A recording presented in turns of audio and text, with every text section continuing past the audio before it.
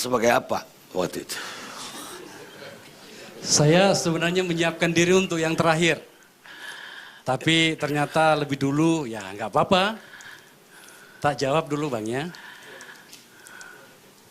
Menurut Undang-Undang Amandemen keempat, Undang-Undang Dasar, induk dari segala undang-undang, termasuk undang-undang yang ada di kepala pengacaranya Margaret.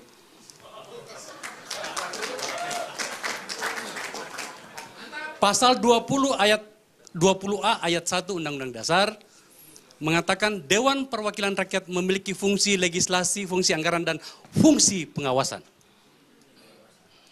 Pengawasan itu tidak mengenal jam kerja.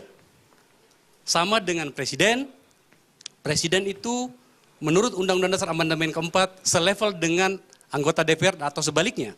Presiden tidak pernah pensiun, sama dengan anggota DPR. Kalau anggota DPR-nya mau pensiun, lebih bagus duduk-duduk di Monas saja.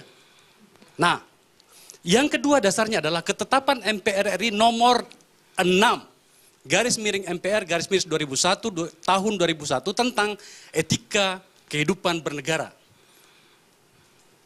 Poin 1 tentang etika sosial dan budaya, saling peduli, saya langsung saja, saling peduli, saling memahami, saling menghargai, saling mencintai, dan saling menolong. Bayangkan saja seorang pejabat negara tidak mau menolong, siapa yang mau ditolong? Putrinya, beliau ini, yang duduk di depan saya.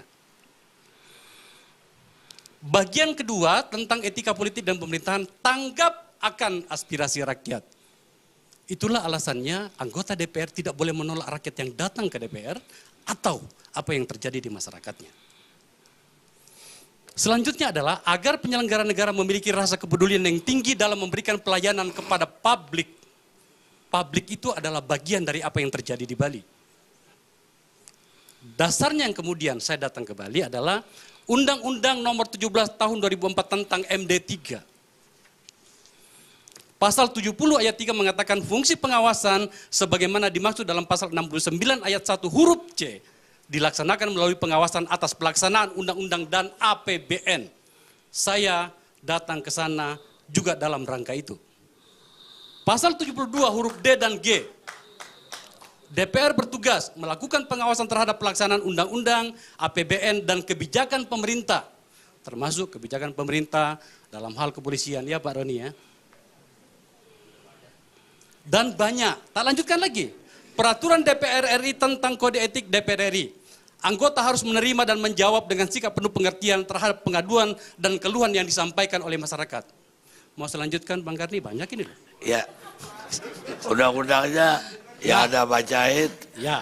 Rakyat juga gak ngerti. Tapi yang perlu saya tanyakan, apa dengan demikian Anda juga berhak menemui tersangka dalam tahanan? Ya, adalah saya melihat bahwa ada orang yang melakukan ini dan saya tidak pernah mencampuri urusan kepolisian.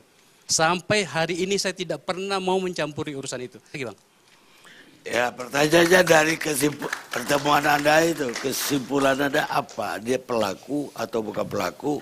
Dia disuruh atau ada orang lain yang melakukan? Saya tidak mau menyimpulkannya dan tidak pernah saya menyimpulkannya. Tidak boleh. Saya percaya kepolisian. Saya pejabat negara dan tidak mau memberikan penghargaan dan pengakuan kepada kepolisian tentang tugasnya. Kayak apa pula. Tetapi ini adalah pengakuan. Saya berbicara banyak dengan teman-teman pengacara. Saya mendengarkan banyak hal, termasuk dari polisi juga yang saya minta informasinya. Tapi sekali lagi saya mengatakan, monggo, kepolisian. Saya tentu saja akan bertanya soal ini lebih banyak lagi ketika kami bertemu dengan Kapolri, kalau nggak salah besok atau minggu depan gitu.